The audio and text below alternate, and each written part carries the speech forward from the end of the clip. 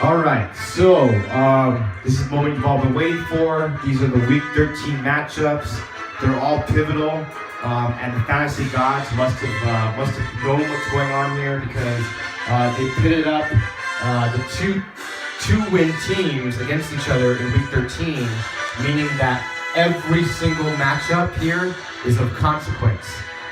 Every single matchup here is going to decide who is going to get into the playoffs and who is going to be able to fight for the road to the championship. So again, Team Tejas and the rest of Bitchface, they're both mathematically eliminated. And basically it's between the new guy, myself, Team Rookie Rob, Lex Skywalker, the Comeback Kid, and Joaquin. We're all battling it out for those final playoff spots. So let's see what happens here. So matchup number one, myself, G, versus Casey. Okay, Casey's at 8-4. She really needs to win in order to have a chance of taking the division in her side and getting that number one seed. I need to win in order to have a shot at winning my division as well as securing my playoff spot. So let's take a look at what's going on in this matchup here. Again, right now it's showing a projection of 131 in favor of me over Casey at 111, but that doesn't mean jack shit, as we all know. She's got a flex spot here that she's got to plug in because Cleveland's actually on a bye this week. So one of these players, and they're all pretty damn solid here, is going to go into that spot, and they're all scorers. So again, we've got Big Ben or Matt Ryan going against Matthew Stafford, or if she decides to play Phillip Rivers, that's pretty much a wash. We got Jeremy Hill versus Lamar Miller. That's pretty much a wash. We got Robert Kelly versus J.E. and that's pretty much a wash only because J.J. is going up against a strong Baltimore defense. And then you got Brandon Cooks, who I believe is going to have a monster game after having no receptions last week at all. Going up against a very, very weak Detroit secondary.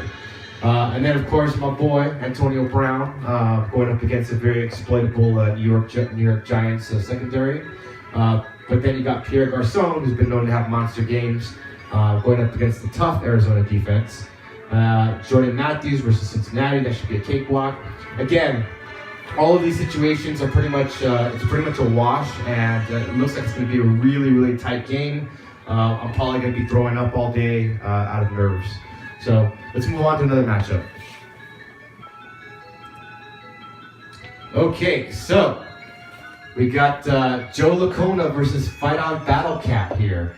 And Joe, you're looking at winning and going to 8-5 and sending Deidre and Matthew over to 8-5 as well.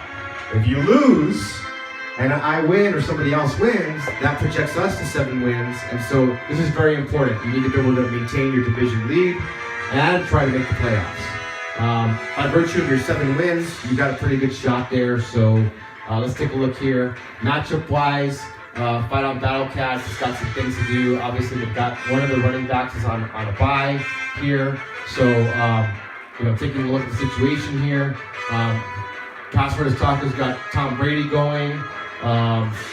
Versus Colin Kaepernick, who had a very, very strong game. So it's either going to be Kaepernick or Russell Wilson lined up in that starting position there.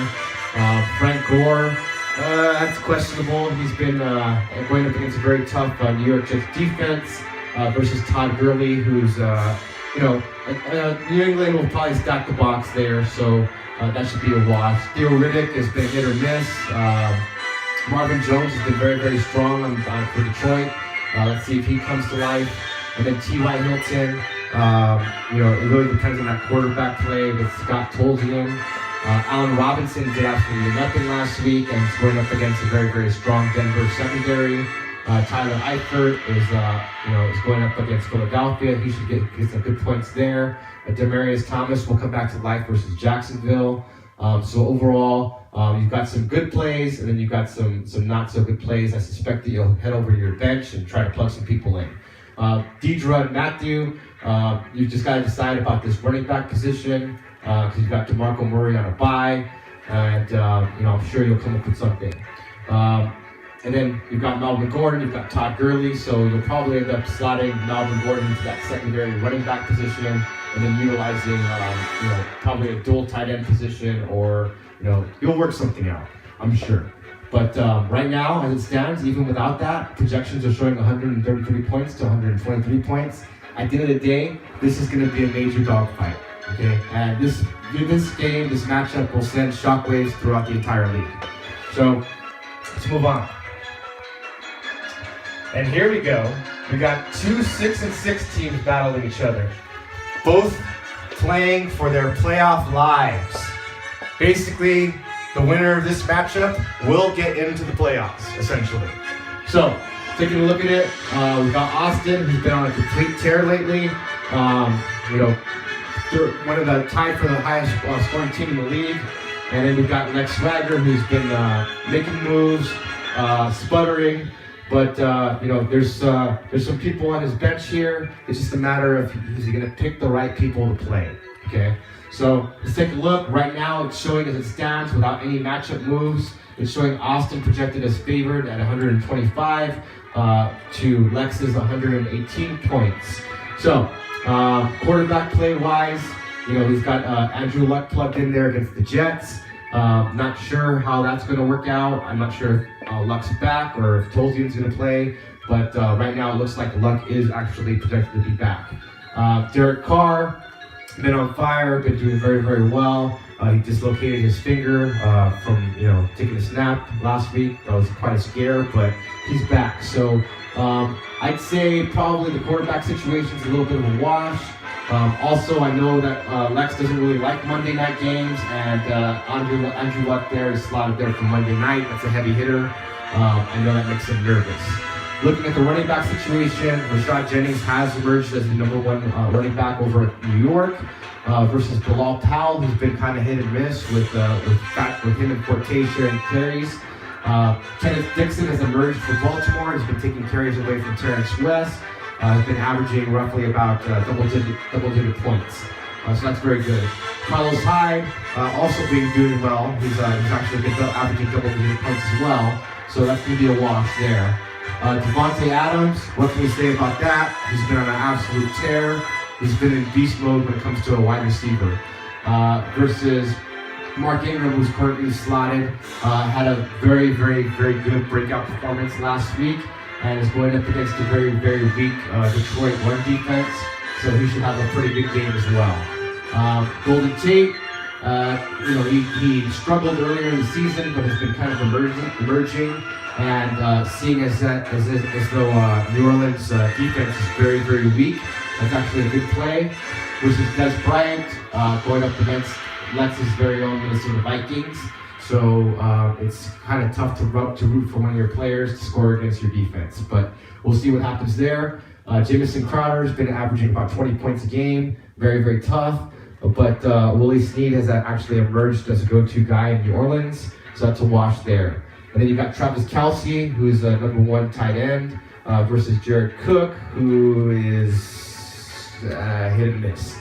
And then you got Thomas Rawls, who had a very, very bad game.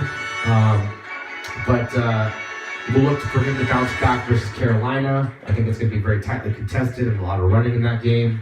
So that's going to be very good. Brandon Marshall going up against a very, very weak Indianapolis secondary for Monday night. That's his Monday night play there. So the Vikings going up against Dallas on Thursday night. We'll see how they do. And then currently slotted is Giants defense against Pittsburgh. So we'll see how that goes. Either they're going to be able to shut down Pittsburgh or not. So and then there's a lot of bench players here that I'm sure both teams will worry about. Plus we got the waiver wire tonight. This is going to be another tight matchup. It's going to decide who's going to be in and who's going to be out.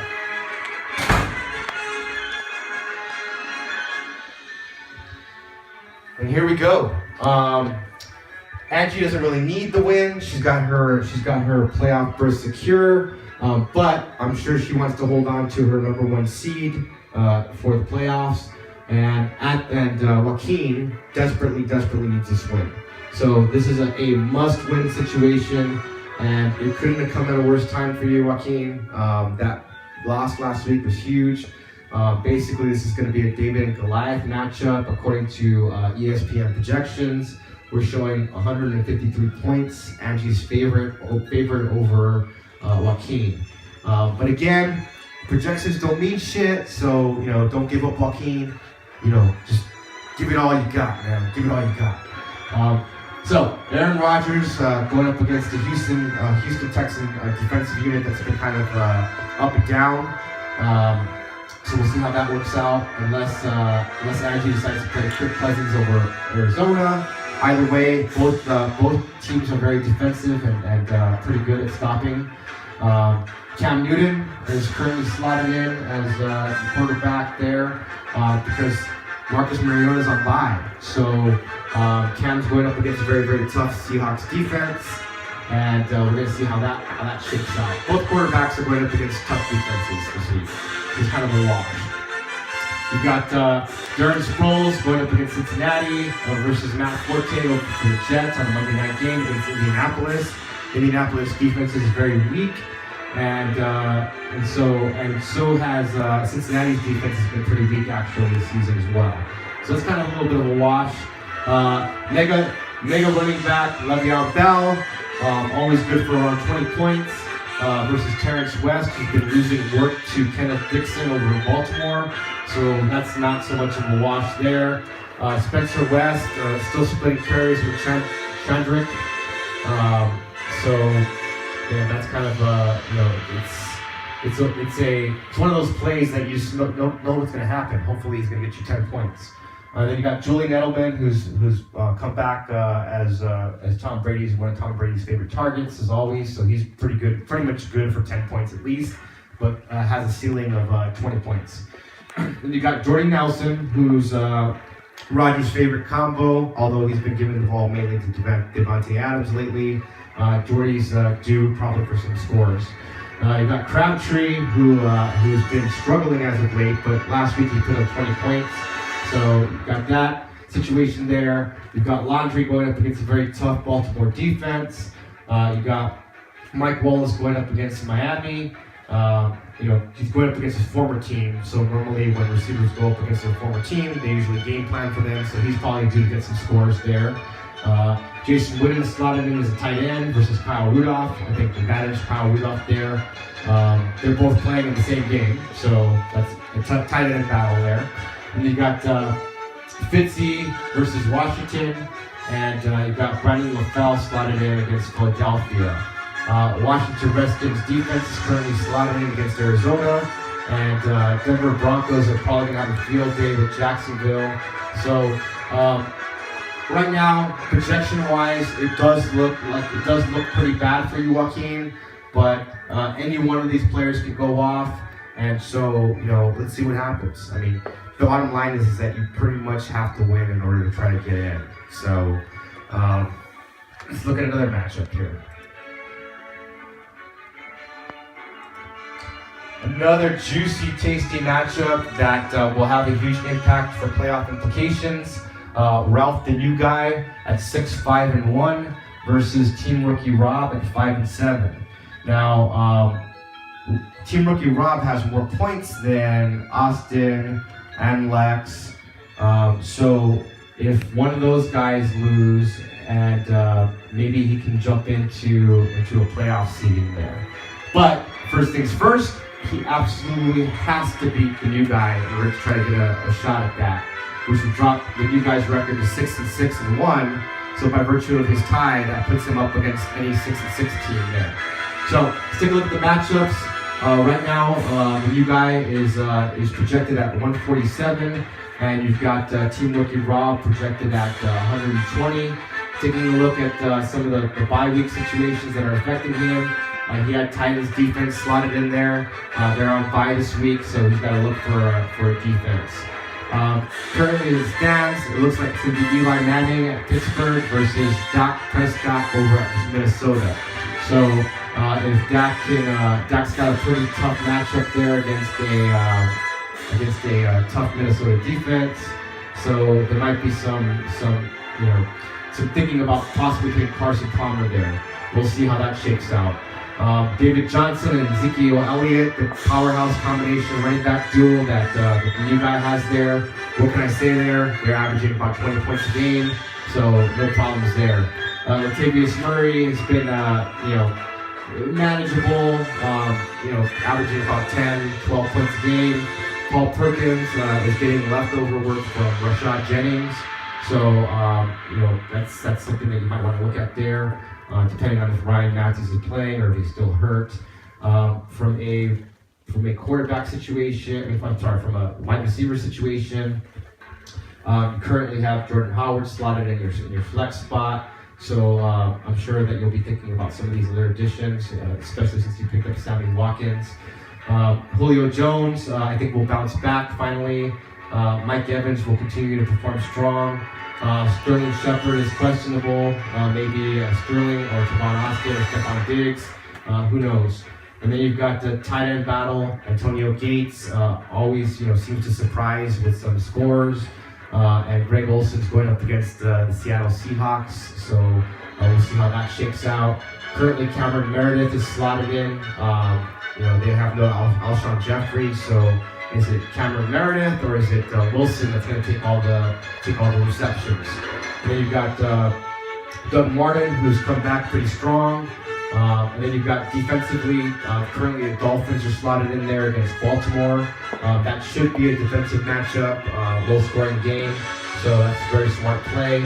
And we'll take a look at what Robert decides to do on his defense. Either way, pivotal matchup. Projections are showing 147 to 120, but there's going to be a defense that's going to be a lot slotted in there, so it's actually like 147 to 130. Again, projections mean nothing. It's all about what happens on game day. So, and finally, I'm not going to spend too much time on this matchup. Sorry, ladies, but the 2-2 teams, Anita versus Evelyn here. You guys are just playing for pride. There are no playoff implications here. Bottom line is, let's flip a coin. I'm going to say that Evelyn's going to win this matchup. Only because she's been playing spoiler the past several weeks and really giving teams a run for their money. That was a huge tie that you served Ralph the other day. So that being said, we're going to have a party this weekend on Sunday. Hopefully, final regular season game, we all can show up. And if not, then we'll see you for round 1 of the playoffs, hopefully. But it would be nice to have everybody from the league here. So good luck, everybody, and we'll see how this all shakes out. Thank you.